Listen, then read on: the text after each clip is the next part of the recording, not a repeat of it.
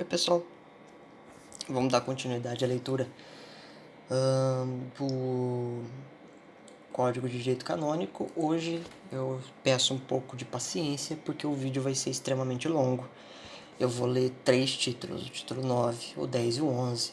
E a gente vai acabar o livro 1, vai acabar as normas gerais, vai acabar essa parte introdutória e mais tecnicista, mais burocrática. E nós vamos entrar em assuntos muito importantes. Não que esses não sejam, né? Mas a gente vai entrar em assuntos mais altos, né? E eu vou fazer isso, eu vou ler todos os títulos, né? Os 3 últimos, né? Título 9, 10 e 11. Porque amanhã não vai ter vídeo sobre direito canônico. Vai ter vídeo, mas não vai ser sobre direito canônico. Então eu ia fazer o título 9 hoje, 10 e 11 amanhã. Vou fazer tudo hoje, tá bom? E aí, na terça-feira ou quarta-feira, a gente entra no livro 2 do direito canônico, tá bom? Então, hoje tem muita informação, tá? Acho que vai ser o vídeo mais longo. Título 9, dos ofícios eclesiásticos. Bom, vamos ler o cânone 145, inciso 1. Ofício eclesiástico é qualquer cargo estavelmente constituído por ordenação divina ou eclesiástica que deve ser exercido para um fim espiritual, né? Então, é o cargo de diácono, ministro da Eucaristia, de padre, de bispo, arcebispo, papa, cardeal. É isso, tá? Inciso 2. As obrigações e os direitos próprios de cada ofício eclesiástico determinam-se quer pelo próprio direito, pelo qual se constitui o ofício, quer pelo decreto da autoridade competente, pelo qual o ofício simultaneamente se constitui e se confere, tá? Então, a primeira coisa que você tem que entender sobre o funcionamento do ofício eclesiástico. Primeiro, o que é próprio daquele ofício, né? Quer dizer, quem está ocupando aquele cargo tem que fazer X coisas. Quer também pelo decreto externo que recebe, né? Você tem uma quantidade de serviço, mas você recebe serviços adicionais que têm ligação com a competência de seu cargo. Tudo bem? Bom, então esse é o único cânone que compõe a visão geral do ofício eclesiástico, que é a sua introdução, né? Aí ele é dividido em 2 capítulos, com artigos. O capítulo 1 vai falar da provisão do ofício eclesiástico. A provisão do ofício eclesiástico, ela é nada mais, nada menos que um documento, né, de oficialização do ofício eclesiástico. Toda pessoa que tem um cargo na igreja tem esse documento, como se fosse um diploma. E ele deve ser guardado, né? Não se pode destruir esse documento. Que dá a promoção para aquele cargo, né? Em alguns museus e bibliotecas do Brasil, sobretudo de Minas Gerais, encontram-se vários documentos de provisões que foram concedidas a jesuítas, né, vindos de Portugal. Então, os documentos foram emitidos por Roma, né, foram emitidos pela Sé de Pedro, foram para Portugal, assinados em Portugal, e vieram ao Novo Mundo, vieram ao Brasil, né? Esses documentos ficaram aqui, porque alguns jesuítas faleceram, que estavam entre seus pertences pessoais, e como era um documento religioso importante, ele foi conservado. Existem poucos, mas a maioria está concentrada nos museus de Minas Gerais, tá? Nas bibliotecas, Ouro Preto tem alguns. Então, se você procurar ali provisão do ofício eclesiástico e no Google Imagens, você encontra fotos desses documentos escritos em latim, com uma letra bem rebuscada, né? Obviamente você não pode ficar tocando nele para não causar dano, mas você consegue ver esses documentos, tá? Aí na sua casa ou, quem sabe, numa viagem. É possível visitar esses lugares e ver esses documentos. Tá certo? Então isso que é um ofício, a provisão do ofício eclesiástico. Aí ele vem, cânone 147. Sem provisão canônica, não se pode obter validamente nenhum ofício eclesiástico. Precisa do documento. Cânone 147. A provisão do ofício eclesiástico faz-se por livre colação pela autoridade eclesiástica competente, né? Você recebe do Papa, por exemplo, por instituição conferida pela mesma autoridade, essa autoridade, o Papa, por exemplo, cria um ofício, um colegiado, uma delegação, que vai avaliar candidatos e entregar o diploma para aqueles que são competentes, né?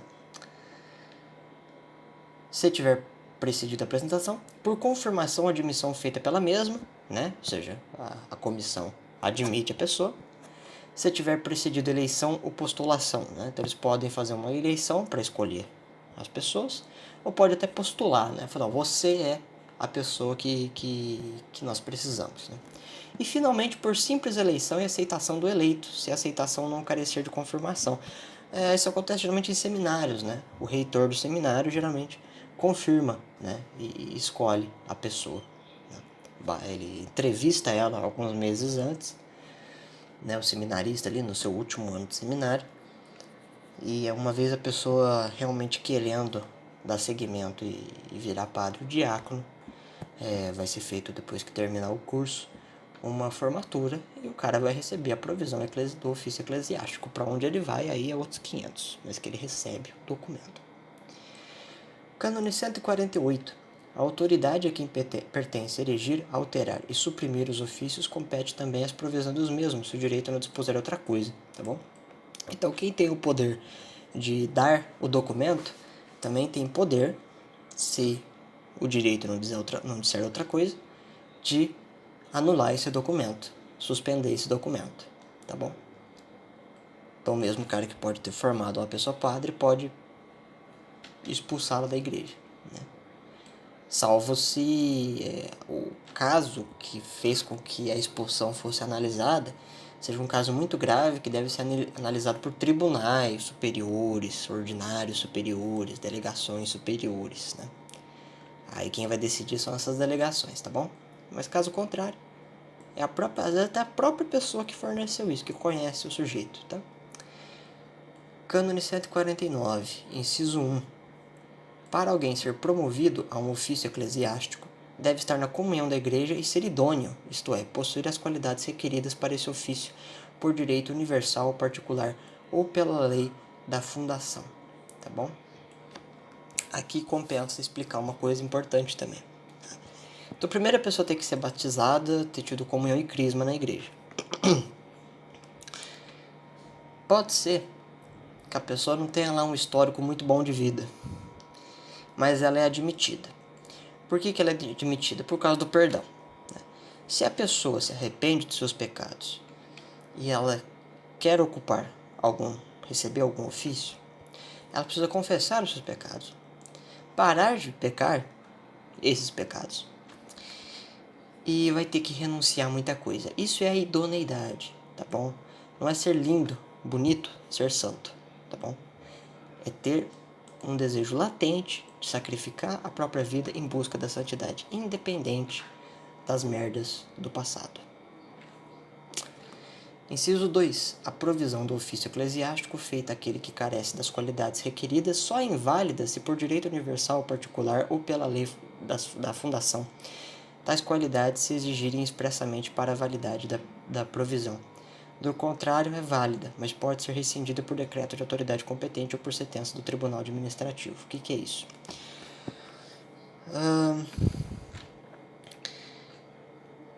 Se o cara vai virar padre, e ele tinha um histórico de mexer com um jogo de aposta.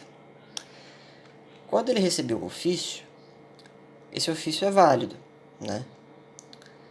Porque não é a mesma coisa de um cara que é pedófilo, ou um cara que quer ser padre, mas continuar cuidando da família, ele é melhor se virar diácono, né?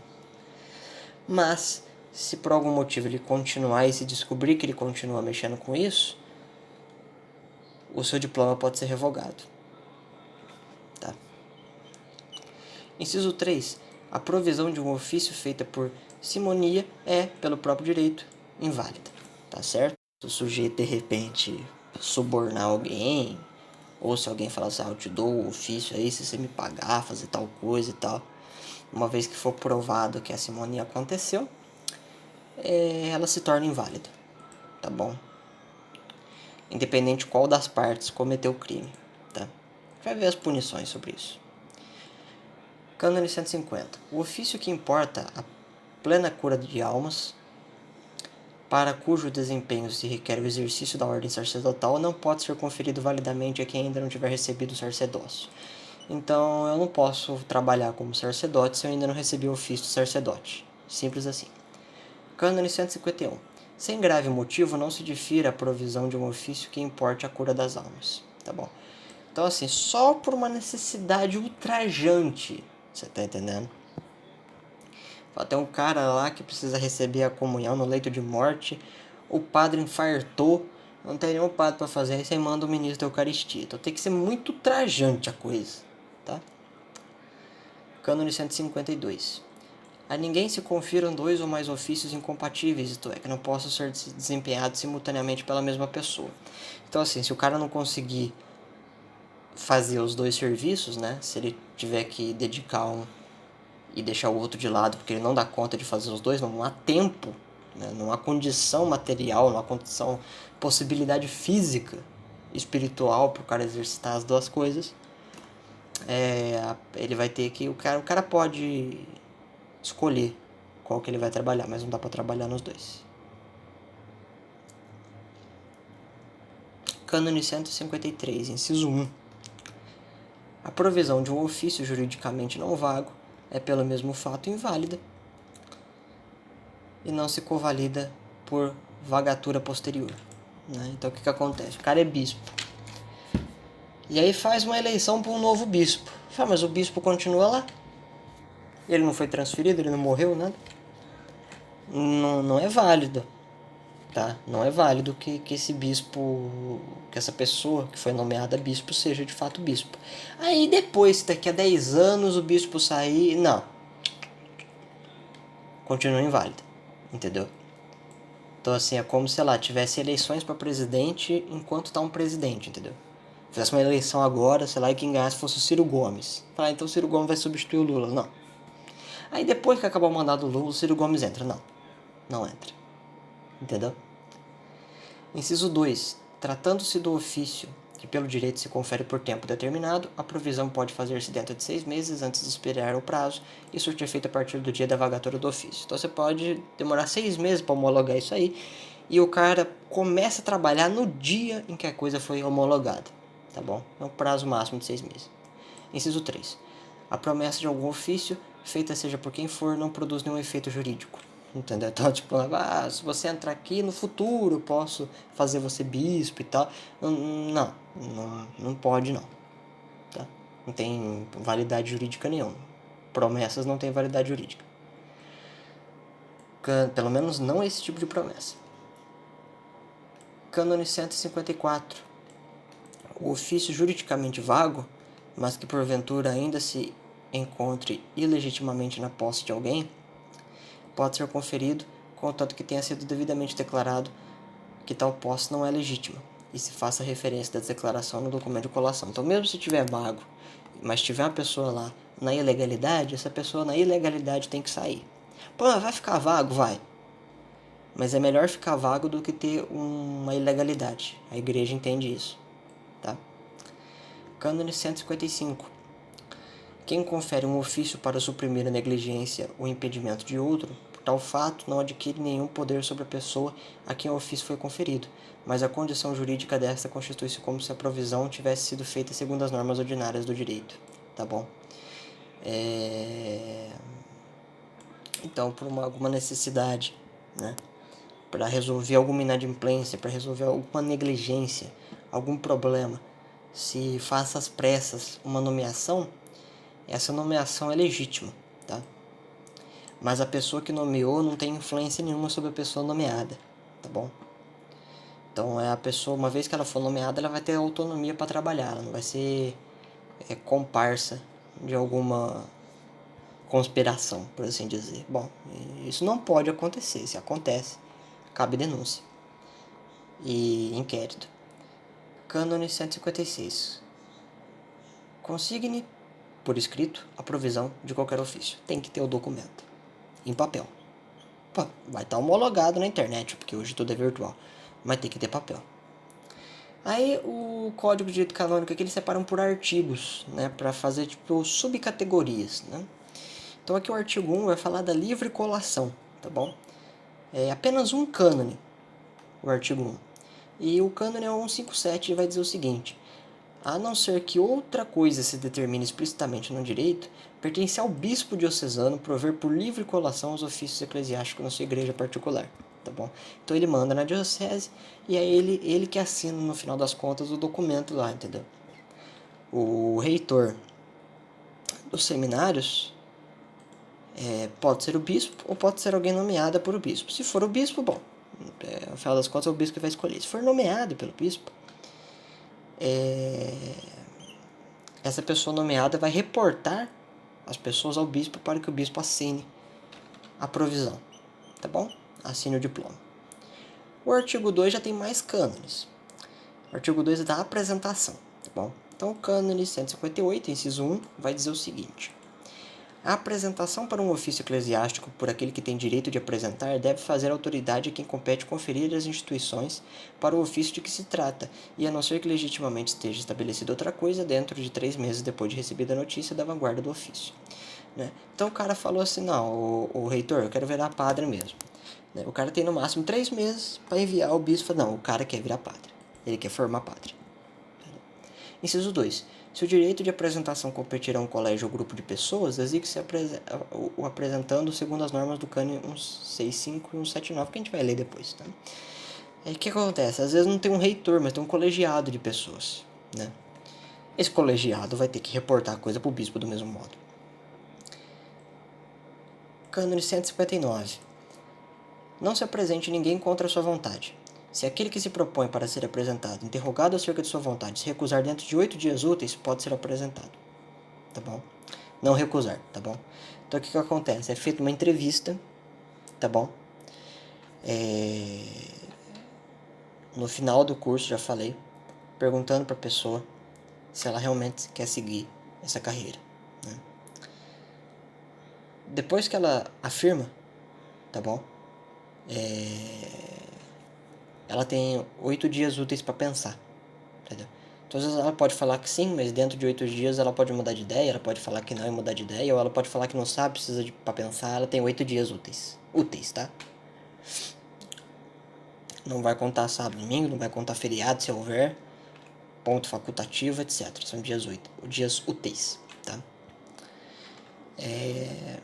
Mas geralmente eu conheço alguns colegas aí que acabaram virando padre ou desistiram de virar padre. Geralmente a resposta inicial da pessoa é a definitiva, né?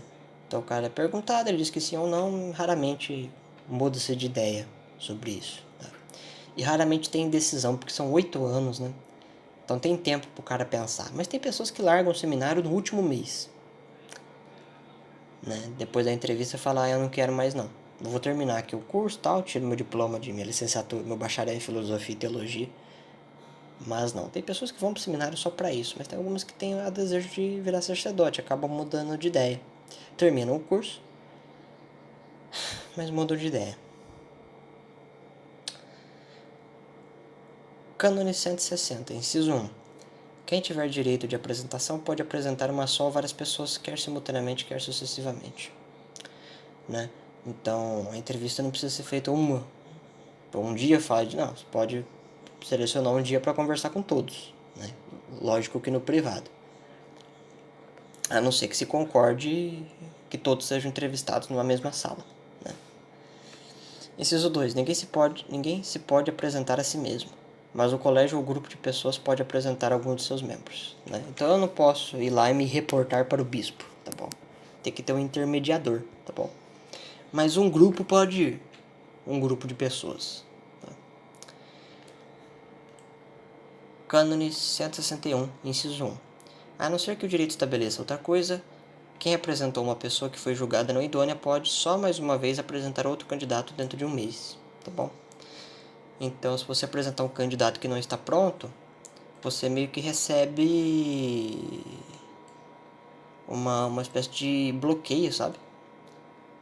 E aí você... É como se assim, sua capacidade de avaliação fosse colocada em xeque, entende?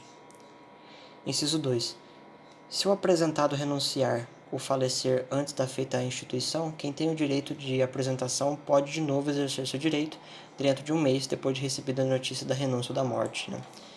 Então, antes do cara ser apresentado, o cara muda de ideia ou falece, tem que arrumar uma outra pessoa ali para ser apresentado dentro de um mês, né? E esse reitor, esse colegiado, essa delegação tem o direito de fazer isso.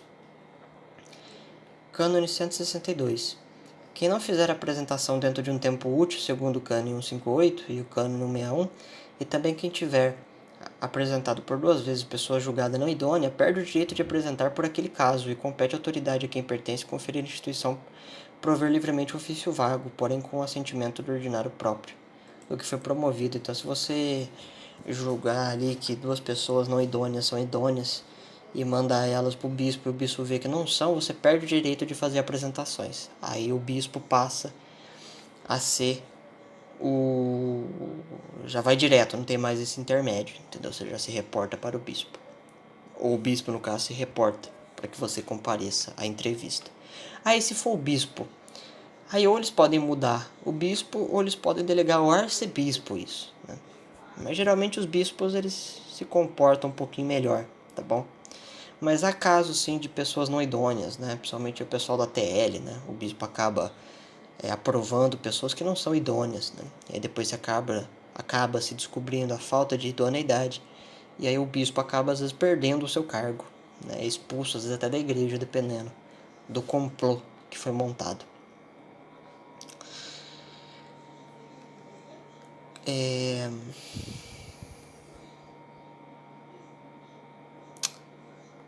Onde é que eu parei?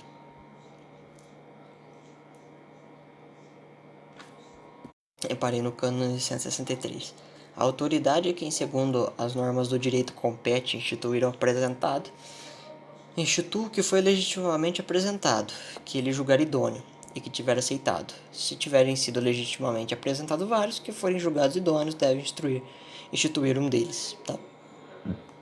Então é basicamente uma sequência, né, dos outros cânones. Né? Faz a apresentação, escolhe aqueles que realmente estão prontos e oficializa. Aí o artigo 3 ele tem alguns cânones também. Tem vários cânones, muitos cânones. E ele vai falar das eleições, tá bom? Então começa com o cânone 164. Se o direito não providenciar de outro modo nas eleições canônicas, observa as prescrições do cânone seguinte, né? Então isso aqui é para as eleições das pessoas, né? O que tem que ser feito para que ela seja válida? Cânone 165. A não ser que o direito ou os legítimos estatutos do colégio ou do grupo dispõem outra coisa, se algum colégio ou grupo de pessoas competir o direito de eleger para um ofício, não se difira a eleição para além de um trimestre útil, contada a partir do conhecimento da vagatura do ofício, tendo decorrido inutilmente esse prazo, a autoridade eclesiástica, a quem sucessivamente compete o direito de confirmar a eleição ou o direito de proveja livremente o ofício vago, né? Então, assim, se tem muitas pessoas, é necessário que faça-se uma vistoria completa na vida do sujeito, sabe? Que invada até sua privacidade para saber, mas como é que entra gente maldosa? Bom, essas pessoas podem conseguir ocultar algumas informações, enganar as pessoas, ou existe casos também de suborno, corrupção dentro. Por exemplo, você pega os depoimentos da Bella Todd, como é que ela conseguiu infiltrar agentes comunistas em cargos de ofício? Porque ela subornava os responsáveis para validação, entendeu? Então o cara era um servo de Mamon e não de Jesus Cristo, recebia muita grana para fazer essa validação e se validava pessoas que tinham históricos de assassinato, históricos de estupro, de corrupção também, né? Mas se todas as pessoas ali presentes forem de boa índole, né, forem realmente servos de Cristo, né, obviamente é necessário que haja uma vasculha, né, com cooperação do cidadão vasculhado, para que se saiba realmente se ele pode ou não ocupar o ofício. Infelizmente sim, até tantos membros do movimento comunista, tantos pedófilos, e uma coisa está bem associada à outra, por conta desse maldito dinheiro e das malditas almas que tratam o dinheiro e a felicidade trivial, os bens aparentes, os prazeres mundanos, como se fossem os reais deuses que nos aguardam no céu, enquanto na verdade são demônios que nos aguardam no inferno. Triste, né? Mas isso acontece cada vez mais, infelizmente. Cânone 166, inciso 1. O presidente do colégio ou do grupo convoque todos que pertencem ao colegiado ou grupo. A convocação, quando deve ser pessoal, é válida, se for feita no lugar do domicílio ou quase domicílio, no lugar de residência. Bom, vocês lembram disso aí, né? O cara é registrado onde é que ele mora, ou, entre aspas, quase mora, né? Então a correspondência chega lá, para ele ser convocado. Inciso 2. Se algum dos convocados tiver sido preterido e por isso estiver ausente, a eleição é válida. No entanto, né, porque às vezes alguma pessoa não pode ir, né, na eleição. No entanto, a instância do mesmo, provada a preterição e a ausência, a eleição, ainda quando confirmada, deve ser rescindida pela autoridade competente, contanto que conste juridicamente que o recurso foi transmitido a menos de 3 dias depois de ter tido conhecimento da eleição. Né? Então, caso haja uma invalidação, o cara pode apresentar um recurso, se ele quiser. É que ele tem que ter um motivo para a ausência. Se for por preguiça, não vai rolar. Se tiver sido preterida mais do que a terça parte dos eleitores, a eleição é nula pelo próprio direito canônico, a não ser que todos os preteridos de fato tenham estado presentes. Né? Então, assim, se um terço faltar, né? Aí tem que anular porque faltou muita gente. Né? Foi uma só, duas, tá de boa. Cânone 167, inciso 1. Feita legitimamente a convocação, tem direito de votar o que se encontra presente no dia e lugar determinado na mesma convocação, excluindo-se faculdade de votar por carta ou por procurador, a não ser que outra coisa esteja estabelecida legitimamente nos estatutos. Tá bom? Então o cara tem que estar presente, a não ser que ele, sei lá, o estatuto permita, por exemplo, que uma pessoa que está enferma consiga enviar um representante para fazer a votação. Você tá entendendo? Inciso 2. Se algum dos eleitores se encontrar na casa onde se realiza a eleição, mas não puder estar presente por doença, recolhe-se por meio dos escrutinadores seu voto escrito. Né? É o que eu acabei de falar. Né? O próprio direito canônico legitima isso. Cânone 168. Ainda que alguém tenha direito de votar em nome próprio por diversos títulos, só pode dar um voto. É sempre um voto. Cânone 169. Para ser válida a eleição, não pode ser admitido a votar quem não pertence ao colégio ou grupo. É só quem foi convocado para participar daquilo. Eu não posso chegar lá, não, eu quero votar também, tá? Não, pelo amor de Deus. Os caras vão me expulsar de lá. Cânone 170. A eleição cuja liberdade for de fato impedida por qualquer forma é pelo próprio direito inválida. Tá bom? Então, se você arrumar um jeito de coibir, inibir algum dos processos válidos, a eleição é inválida. Cânone 171, inciso 1. São inábeis para votar 1. O incapaz de atos humanos. Tá? O sujeito foi meio tantã, né? O que carecer de voz ativa. Né?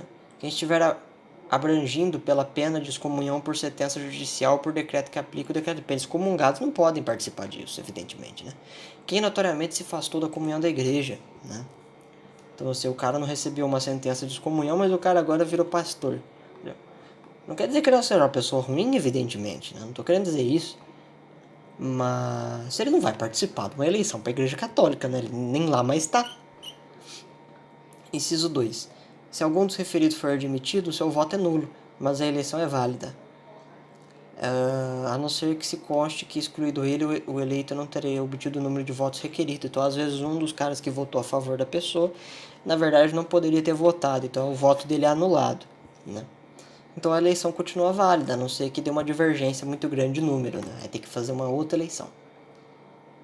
Cânone 172, inciso 1. Para que o voto seja válido, deve ser livre. Portanto, é inválido o voto daquele que, por medo ou grave dolo, direto ou indiretamente, for constrangido a eleger certa pessoa ou diversas pessoas disjuntivamente. Tem que ser livre o voto. Secreto, certo, absoluto e determinado. Inciso 2. As condições apostas ao voto antes da eleição tenham-se por não apostas. Tá, então o voto tem que ser necessariamente secreto. Né? Tem que ser absoluto. Tem que ser livre para ser válido. Cânone 173. Antes de começar, então assim, todos aqueles 1000 agentes que a Bela Todd colocou lá dentro, são todos eles inválidos. Né?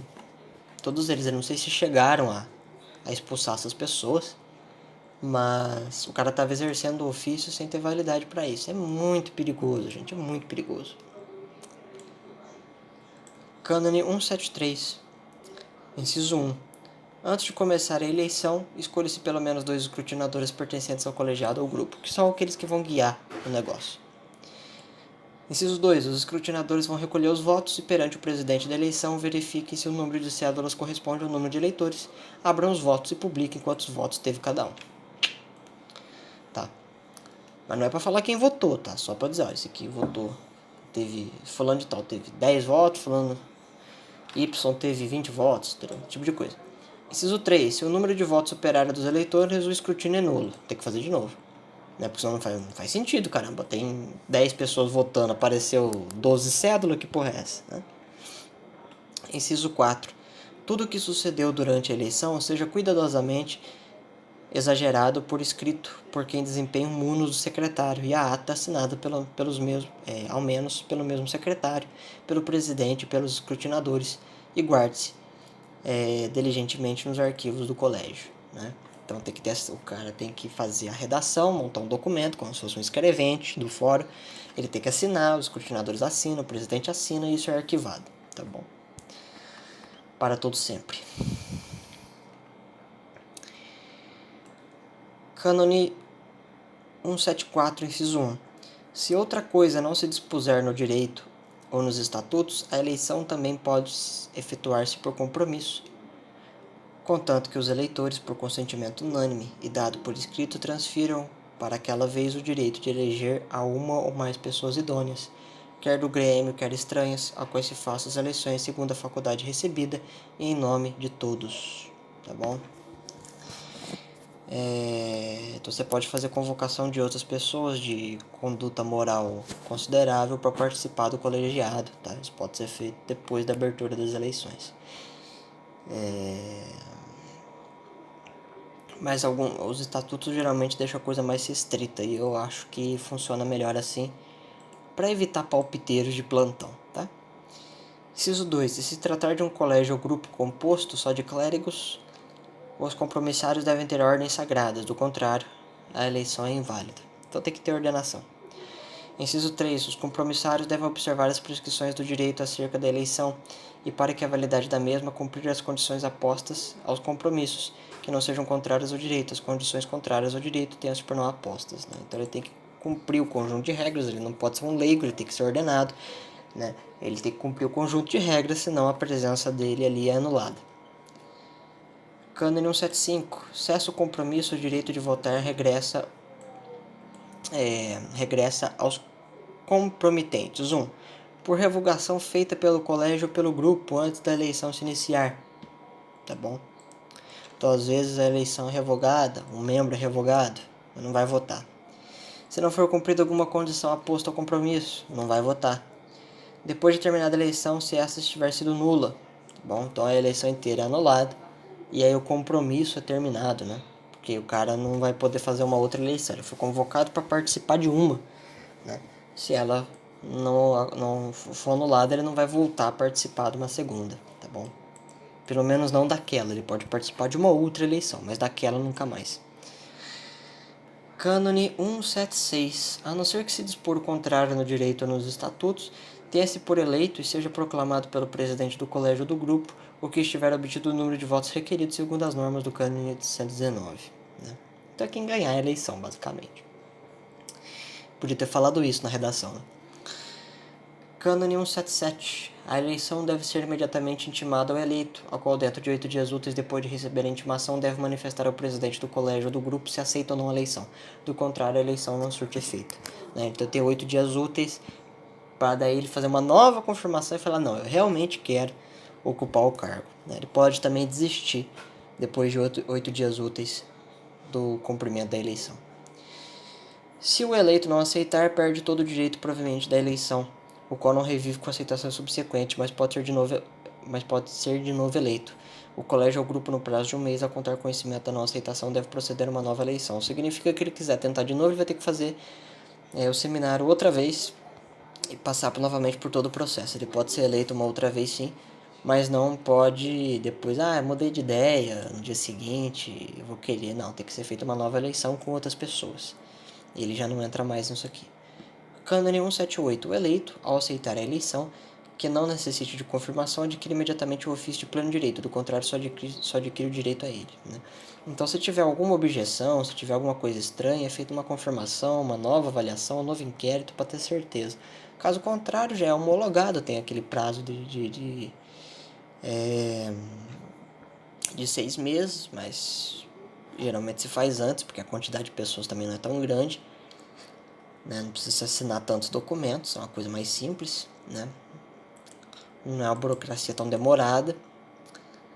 E a pessoa já passa, uma vez homologada, né? Como já havia dito, a pessoa passa a trabalhar. Cânone 179, inciso 1. O eleito, se a eleição necessitar de confirmação dentro de 8 dias úteis contados a partir do dia da aceitação da eleição, deve pedir, por si ou por outrem, a confirmação à autoridade competente. De contrário, fica privado de todo o direito, a não ser que se prove ter tido impedimento justo de pedir a confirmação, né? Então, quem tem que pedir a confirmação, quem tem que pedir a avaliação, o inquérito é a própria pessoa, né? A não ser que se prove que ela foi impedida de pedir uma avaliação, né? 2. A autoridade competente, se julgar que o eleito é idôneo, segundo o cânone 149, e a eleição se tiver efetuado segundo as normas do direito, não pode recusar a confirmação. Tá? Então a autoridade é obrigada a analisar a queixa. Não existe isso de negar. A gente vai ver as penas para quem faz esse tipo de coisa. Se nega a fazer o trabalho para qual foi posta. Não é uma pena leve não, tá bom? Inciso 3. A confirmação deve ser dada por escrito, né? Tem que ter papel. Inciso 4. Antes de ter sido intimada a confirmação, o eleito não pode imiscuir-se na administração do ofício em matéria espiritual ou temporal.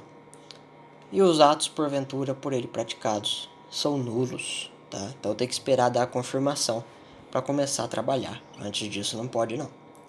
Inciso 5. Logo que lhe for intimada a confirmação, o eleito obtém um ofício de pleno direito, a não ser que o direito disponha outra coisa. Tá. Não tem muito segredo isso aqui também não. Então, confirmou, o cara já pode trabalhar. A não sei que aconteceu algum problema lá, não consigo nem imaginar qual seria, mas... né, porque já fez tantas etapas, né? Já tá 6 meses mexendo com o negócio. Não é possível que me apareça. Só se o cara morrer, sei lá. Ele tacar fogo no mendigo. Ah, não sei. Sinceramente, o cara tem que fazer uma cagada muito grande pra anular a coisa no finalzinho do segundo tempo, né? E aí o artigo 4, né, que eu encerro o capítulo 1, tem poucos cânones, vamos lê-lo agora, tá bom? Ele vai falar da postulação, tá bom? Os postulados. E aí começa, né, o cânone 180, inciso 1.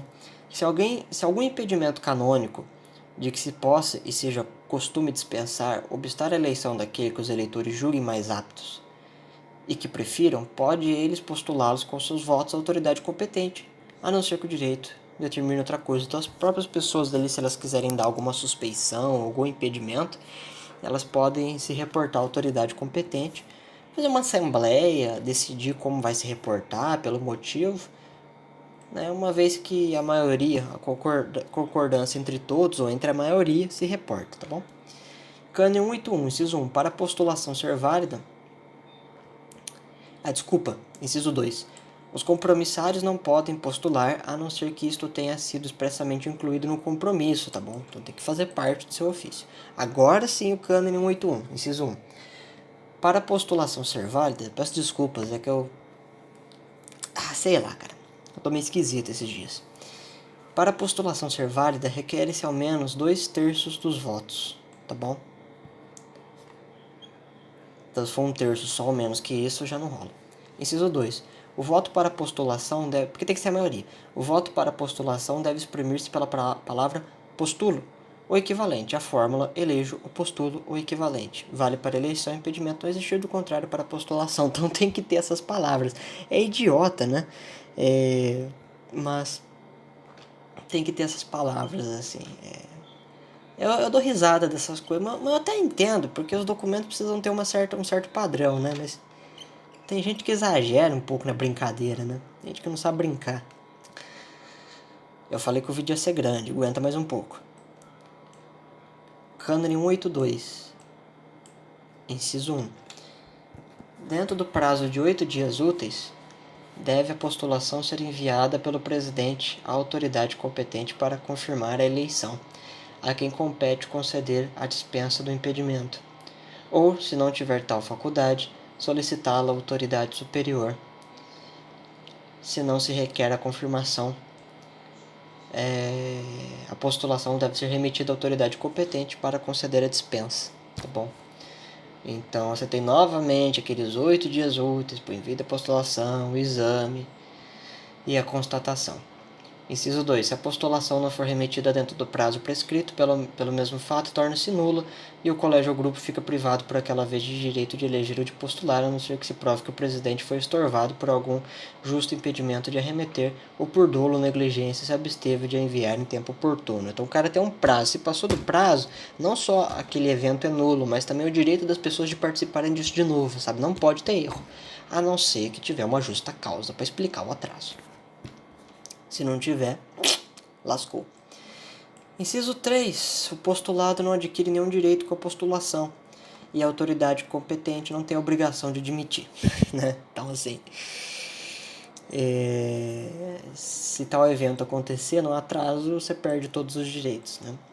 Inciso 4. Os eleitores não podem revogar a postulação, a não ser o consentimento da mesma autoridade. Então, depois que você envia, não adianta depois você dar para trás, entendeu? A não ser que o bispo deixar. Fala, não, tudo bem. Mas caso contrário, falou, tá falido. Cânone 183, inciso 1.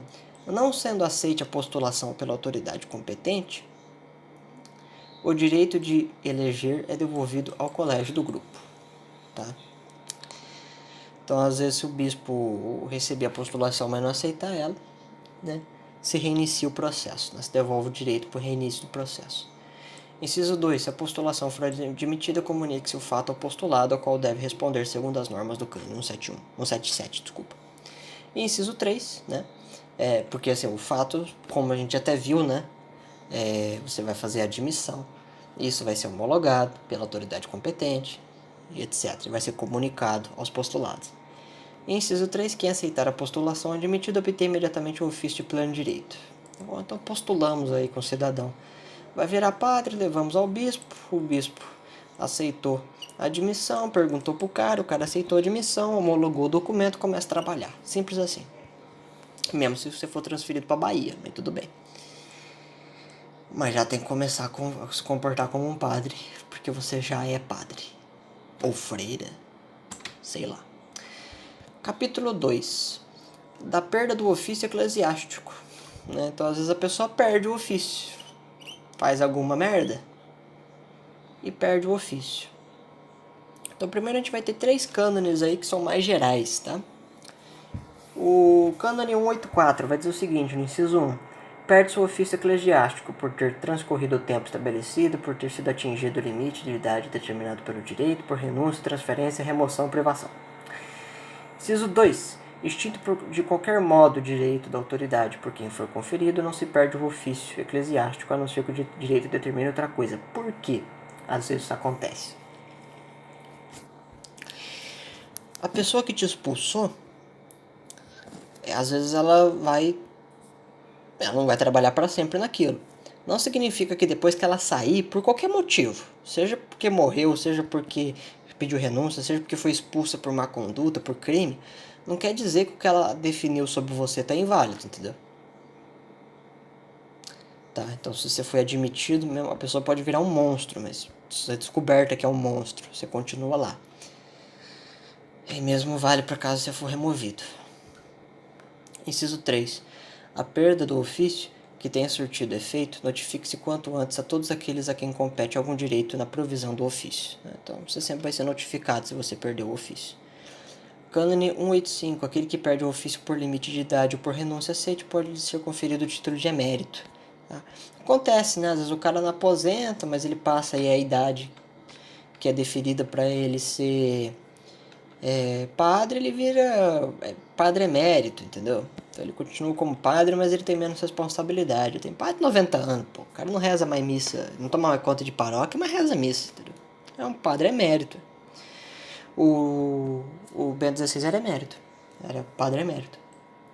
Até pelo tempo, né, que ele trabalhou e tal. Trabalhou, dedicou a vida inteira dele a isso. Cânone 186. A perda do ofício, por ter transcorrido o prazo ou por ser atingido o limite de idade, apenas surte efeito a partir do momento em que for intimada por escrito pela autoridade competente. Então, novamente, a autoridade que tem que conferir a coisa. Então, esses são os gerais. Agora a gente vai ver lá que o Cânone 184, ele diz que fala lá do tempo transcorrido, prazo limite de idade, renúncia, transferência, remoção e privação. Então, aí ele separou em artigos de novo.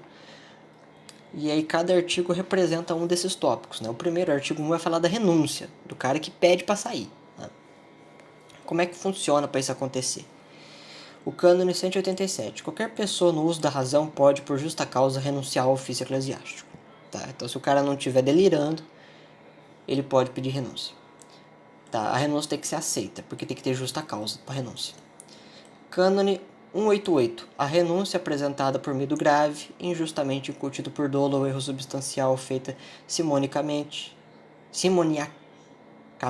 nossa, palavra difícil de pronunciar, é inválida pelo próprio direito. Então, se você for obrigado a renunciar, for coagido, né, ela é inválida, não vai aceitar a renúncia. Cânone 189, inciso 1.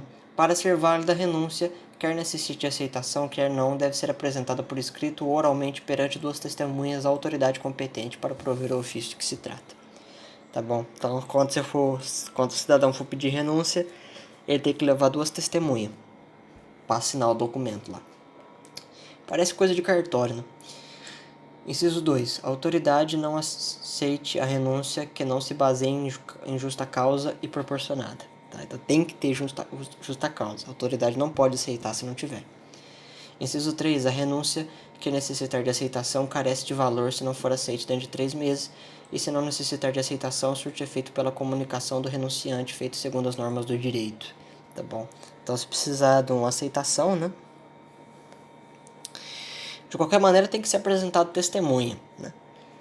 Mas há casos que você não precisa de aceitação, por exemplo. Você já tá muito velho, você tá morrendo de câncer e tal. Você não precisa de um inquérito, porra, né? Deveria, né? Porque tem gente que consegue fraudar até isso. Né? Você sabe como é que o coração humano é ruim. Mas independente de qualquer coisa, né? Tem que ser apresentado. E a renúncia que necessita de uma aceitação, né? O bispo, o papa, o cardeal, que tem que aceitar a renúncia, ele tem um prazo de 3 meses para aceitar ela ou negá-la. Inciso 4. A renúncia, enquanto não tiver surtido efeito, pode ser revogada pelo renunciante. Se tiver surtido efeito, não pode ser revogada, mas o que renunciou pode obter o ofício por outro título. Então, o que acontece? Antes da autoridade aceitar ou negar a renúncia, você pode mudar de ideia e retirar o pedido. Mas depois que foi determinado, depois que foi aceito ou não tem como voltar atrás, entendeu? Então tem que voltar. Nesses 3 meses aí, né? Enquanto não sair a decisão, você tem o direito de mudar de ideia. Depois que a decisão saiu, não tem mais. Tá bom? A pessoa pode ocupar outro cargo, né? Mas aquele lá, nunca mais. Porque já renunciou a ele. Artigo 2 da transferência, tá? Então o cara vai ser transferido de um canto para o outro, ou de cargo para o outro. Cânone 190, inciso 1. A transferência só pode ser feita por quem tem simultaneamente o direito de prover o ofício que se perde ou que se confere. Tá bom? Então é a autoridade maior que vai te transferir. Inciso 2. Se a transferência se fizer contra a vontade do titular do ofício, requer-se causa grave e, salvaguardando-se sempre o direito de expor a razões contrárias, observe-se o modo de proceder prescrito no direito. Tá? Isso significa que se a pessoa se recusar a ser transferida para algum lugar, ela tem direito de se recusar, sabe? Né? Então, às vezes o cara quer te mandar para muito longe e você fala, pô, não quero, eu quero ficar nessa região. Então, você tem o direito, sim, de ficar numa região específica, tá bom? Existe esse direito. Para a transferência surtir efeito, deve ser intimada por escrito. Igual aos outros documentos. Todos eles são assim. Cânone 191, inciso 1. Em caso de transferência, o primeiro ofício vaga com a posse do segundo, feita canonicamente, a não ser que o direito estabeleça outra coisa ou determine a autoridade competente. Né? Então, o primeiro ofício fica vago e a pessoa passa a ocupar um outro que agora fica preenchido. A não ser que ela consiga fazer 2 ofícios. Raramente isso acontece porque é muito serviço. Inciso 2. O transferido recebe a remuneração anexa ao primeiro ofício até a tomada de posse canônica do segundo. Né? Então, quando é padre, ele ganha o salário de padre. Quando ele virar bispo, ele passa a ganhar o salário de bispo no dia que a partir do momento que ele tomar posse. Aí tem o bloco 3, o artigo 3, que é da remoção. Né? Você vai remover a pessoa. Né? Ela não é que ela vai renunciar, né, ou ser transferida, ela vai ser removida. Tá bom? O cânone 192 diz o seguinte: a remoção do ofício dá-se quer por decreto emanado legitimamente da autoridade competente, mantidos os direitos porventura adquiridos por contrato, quer pelo próprio direito, segundo as normas do cânone 94. Tá bom?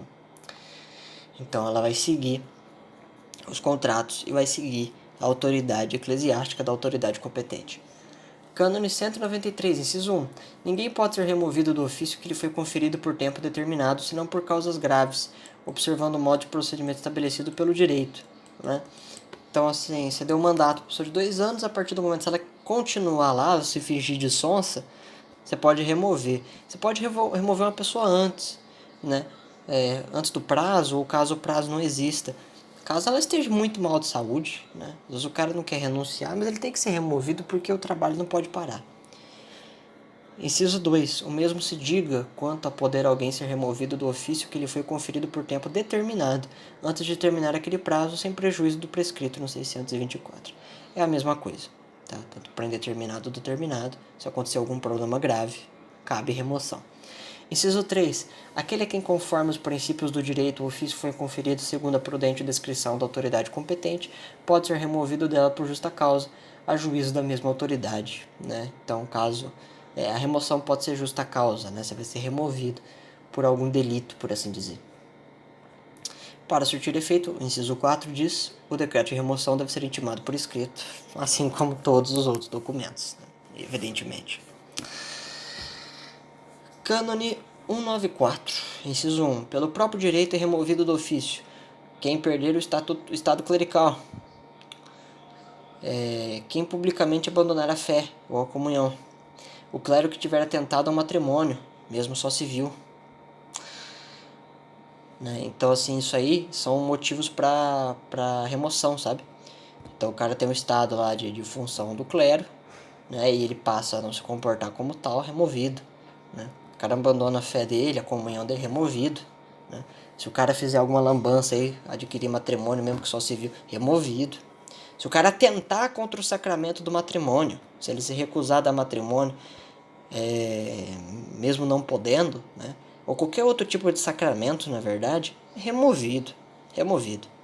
Inciso 2. A remoção do que se trata no 2 e 3 só pode ser urgida se constatar por declaração da autoridade competente. Já é feito um inquérito, porque tudo tem que ser investigado. Cânone 195. Se alguém não pelo direito, mas por decreto da autoridade competente, for removido do ofício de que auferir o sustento, a mesma autoridade procure que oportunamente se preveja sua sustentação durante o tempo conveniente, a não ser que já tenha sido providenciado de outra forma. Porque às vezes o cara só mexe com o negócio de igreja, sabe? Depois que ele sai, ele fica meio sem chão. A igreja ainda meio que dá tipo um seguro-desemprego pra ele, sabe? Até o cara conseguir arrumar uma outra coisinha. Existe isso. Artigo 4. Da privação. Cânone 196. Inciso 1. A privação do ofício, tá? Esse aqui o cara é privado de ter o cargo, entendeu? Ele não foi removido, nem transferido, nem... Ele foi, privado, não pode exercer. A privação do ofício, como pena de um delito, só pode efetuar-se segundo as normas do direito, que a gente vai ver depois, tá? Então o cara é punido, e uma das punições é a privação, tá? Ele é privado de exercer aquilo. Inciso 2. A privação surge de efeito segundo as prescrições dos cânones do direito penal, que a gente vai ver, tá? Bom, aí tem o título 10, né, que é bem curtinho, que tem 3 cânones, e eles dizem o seguinte: 197, que é o título 10 da prescrição, tá bom? Prescrever alguma coisa. A igreja aceita a prescrição como modo de adquirir ou de perder um direito subjetivo, e bem assim de liberar de obrigações segundo estabelecido na legislação civil da respectiva nação, com exceções estabelecidas no cânones desse código, tá bom? Então, às vezes, algum país pode proibir, por exemplo, algumas ações da igreja, mas o cara ele é obrigado a fazer aquilo. Então, ele pode pedir para evitar de ser preso, ser morto, que ele seja dispensado de algumas obrigações. Tem padre que não, tem padre que chuta o pau da barraca mesmo, fala, nós vamos te fuzilar, fala, foda-se, eu vou encontrar com Cristo, você acha que eu tô preocupado? Então aí, mas se você quiser dar uma fraquejada, a igreja entende o medo, sabe? Tinha uma época que não, filho, na Idade Média não tinha esse negócio de tremedeira não, esse título 10 aqui não existia na Idade Média, tá? Os caras tava cagando e andando, filho. Fala assim, ah, mas não pode, vou fazer, ah, você vai preso, tá? A minha cara de preocupação.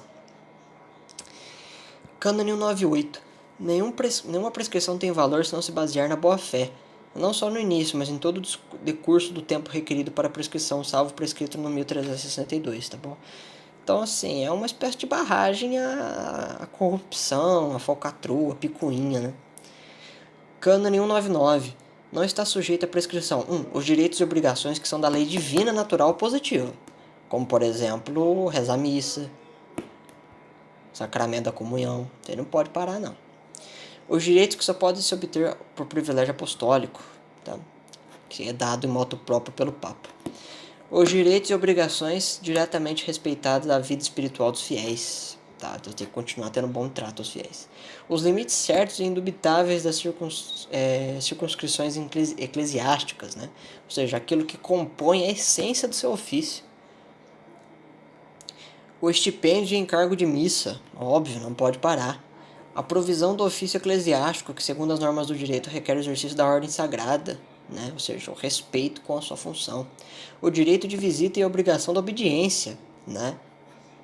Ou seja, seguir as diretrizes do seu ofício, porque você sempre é vistoriado, de forma que os fiéis não possam ser visitados por nenhuma autoridade eclesiástica e já não estejam sujeitos a nenhuma autoridade. Então, todo mundo passa por um crivo, sem exceção. É uma instituição, é um Estado, pô. E o título 11, né? Que são aí 3 cânones, tá certo? É o título 11 do cômputo do tempo, né? Então, cânone 200. Se outra coisa não estiver expressamente determinada no direito, conte-se o tempo segundo as normas do cânone seguinte. Né? E o que é o cânone seguinte? Inciso 1. Entende-se por tempo contínuo aquele que não sofre nenhuma interrupção. Óbvio. Entende-se por tempo útil aquele que de forma competente a quem exerce ou persegue seu direito, que não corra para quem ignore ou não possa agir. Né? Então, tempo útil é aquele que é utilizado para alguma coisa. Se for uma pessoa que não tem jurisdição para aquilo, o tempo é inutilizado. Cânone 202, inciso 1. Em direito, entende-se por dia o espaço de 24 horas contada de forma contínua e começa à meia-noite, a não ser que expressamente se diga outra coisa, por semana espaço 7 dias, por mês 30 dias, por ano 365 dias, a não ser que diga que o mês do ano deve se contar como está no calendário, tipo fevereiro que tem 28, ano bissexto e tal. Inciso 2. Se o tempo for contínuo, o mês e o ano deve contar sempre como está no calendário. Isso aqui eles usam para montar o calendário litúrgico, né? Baseado nisso aqui. Que é uma coisa bem óbvia, né? Não precisa nem explicar, eu acho. E o cânone 203, para encerrar esse vídeo infinito. O dia, a cor, não se inclui no prazo, a não ser que o início desse coincida com o início do dia. Outra coisa se estabelece expressamente no direito, né? Então, assim, a coisa foi decidida às 4 horas da tarde, mas ela passa, às vezes, a valer às 4 horas da tarde, ou às vezes só no dia seguinte. Né? Inciso 2. A não ser que se estabeleça o contrário, o dia de quem inclui-se no prazo, que é o dia posterior, né, que vai se incluir no prazo, de modo que se este constar de um ou mais meses ou anos, uma ou mais semanas, termina com o fim do último dia do mesmo número, ou se o mês carecer deste número, termina com o último dia do mês. Né? Então bateu lá dia 30 de julho, a coisa termina 30 de agosto. Né? Se for, sei lá, 31 de algum mês aí que tem 31, tipo, sei lá, 31 de julho, a coisa vai ter que terminar. Não, no caso aqui, vamos supor, 31 de agosto, pra coisa em setembro vai até o dia 30, então vai ter que ser dia 31 de outubro, entendeu? E assim vai. Acabou. Era só isso. Então aí amanhã não, já falei que não. Nos próximos dias aí, a gente vai começar o livro 2 do Povo de Deus. Agora a coisa fica maneira. Bom, agora vai.